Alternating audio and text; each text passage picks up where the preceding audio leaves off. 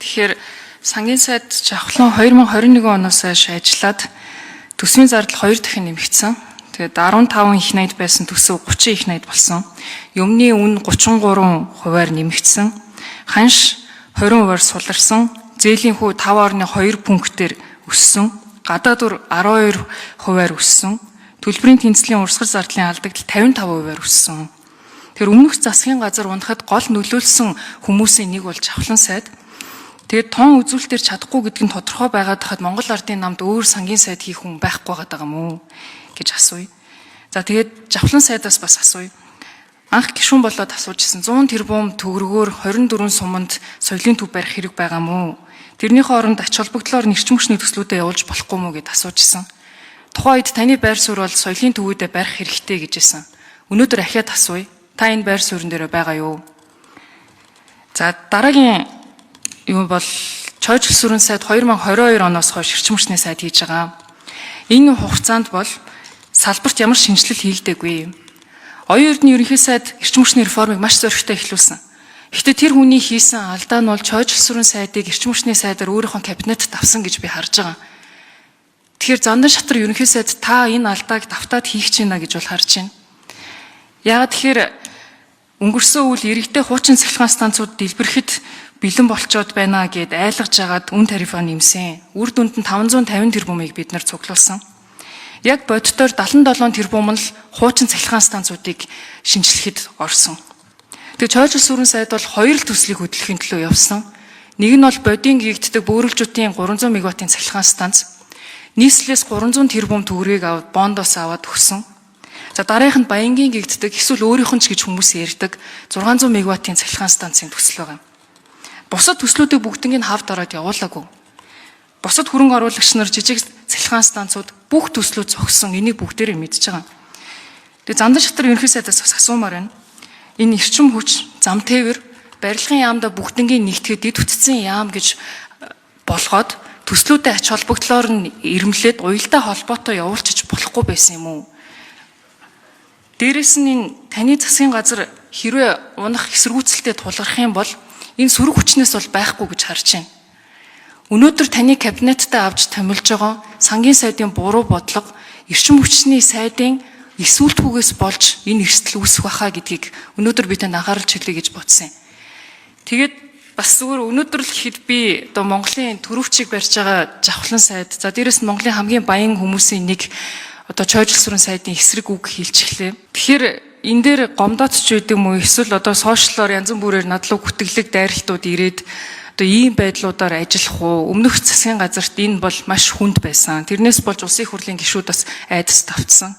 Тэгэхээр улсын их хурлын одоо маш том сөрөг хүчин болж арчилсан намын гишүүд бол гарч байгаа. Тэгэхээр бид бүхэн бол хүчтэй дуу хоолойгоо илэрхийлээд явна.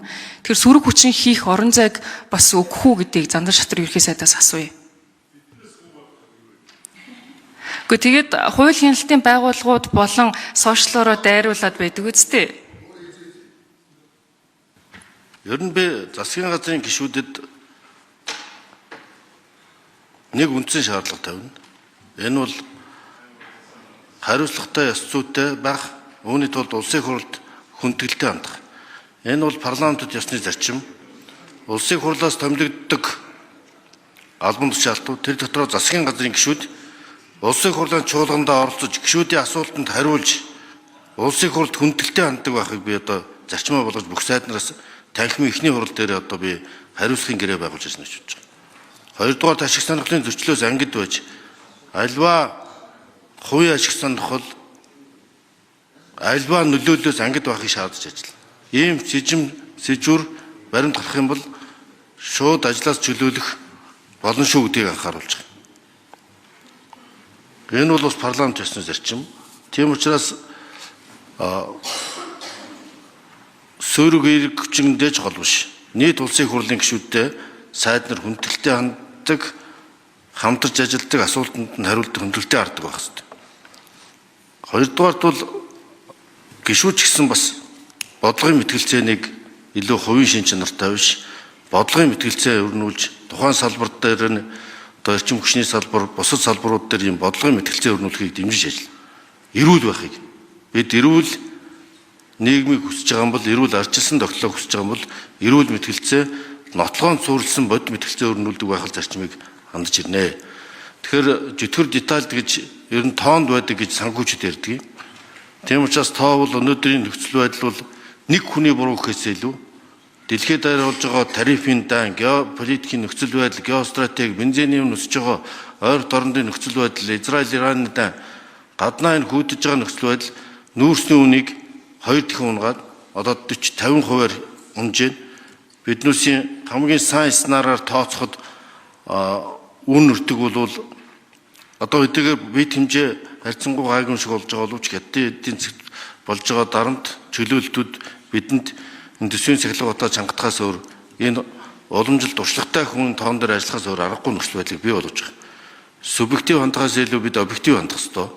Одоо нүүрсийн 50% амьдарсан төдийгүй манай эдийн засгт энийг гадаад экспорт, гадаад хөрөнгө оруулалт, валютын ханш, ам долларын хүү өндөр өнөөдөр бодлогын дунд зээлийн дундч хүү 17.2 байна.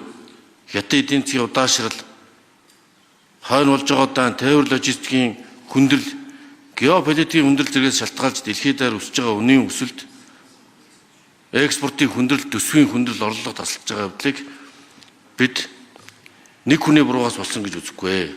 Харин хувь хүнтэй холбоотой алдаа дутагдал байвал бид өршөөхгүй. Энийгээ бүгдэнд нь хэлж хариуцлагын гэрээ байгуул. Одоо яднаагүй энэ бодлогод бол ам долларын хүүгийн өсөлт доллар одоо хэвлэгдээд үнэн унахад алтны үн өсөж байгаатай шууд харьцуулагдана. Хятадын эдийн засгийн бууралт, сааралт, экспортын үнийн савлгаа нөлөөлж байна. Одоо валютын урсгалыг нэмэгдүүлэх, хөрөнгө оруулалт татах, төсвийн алдагдлыг бууруулах шаардлагатай байна. Тэгтэл яг энэ гэрээ хэлцээрүүдийг China Energy-тэй, энэ хил бомбтоор ерөнхий сайттай хамт яваад ажиллаад ирсэн учраас өмнөх ерөнхий сайд бол сангийн сайд үргэлжлүүлж ажиллаж энэ тоо баримтууд онтроотой хийж байгаа, оюутлогоотой хийж байгаа гэрээ хэлцээрүүдийн нөхцлүүд, нарийн татварын маргаан, тариф олон асуудлууд дээр үргэлжлүүлж ажиллах гэсэн ийм зайлшгүй шаардлагын үднэс би энэ гол сайд нарыг үргэлжлүүлж ажиллах нь зүйтэй гэж үзсэн. Гэхдээ энэ засгийн газар бол уламжлал шинжилгээний засгийн газар. За, болдын жавхлан гишүүн хариулт өгье.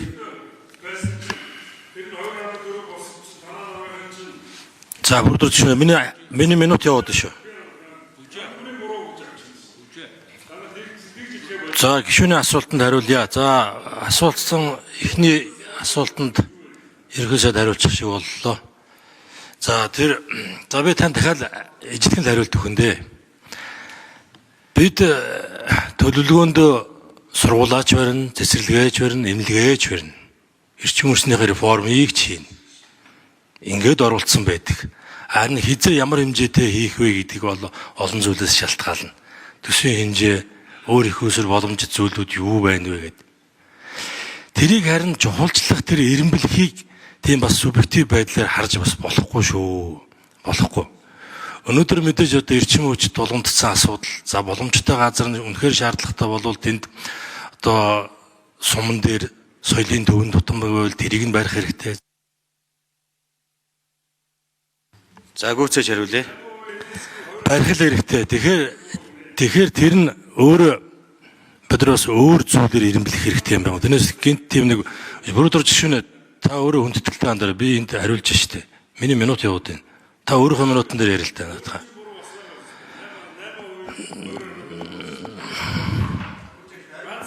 Та суудал дээр суучаад надад юмуд хариул яасан бэ? Энэгээр ингээд агсан тавиад яваад байгаа юм. За тийм байна зингэн гүшүүнэ. Тэгээд амжилт хүсье. За Батбатгын шойж өсрөн гишүүн хариулт өгье. За Цэнгүү гишүүнийхээ асуултанд хариулъя. Мэдээж засгийн газрын гишүүд улсын хурлын гишүүд хүндэтгэлтэй ханднаа. Цэнгүү гишүүнд би бол хуваасаа маш их хүндэтгэлтэй хандж байгаа. Эрчим хүчний реформ үндэсний хороонд бид цуг шийдвэр гаргасан. Цахилгаан эрчим хүчний үнийг өртөгтөнд ойртуулах ажиллагаанд бол улс төрийн манлайлал аваад надтай цугтаа шийдвэр гарсан.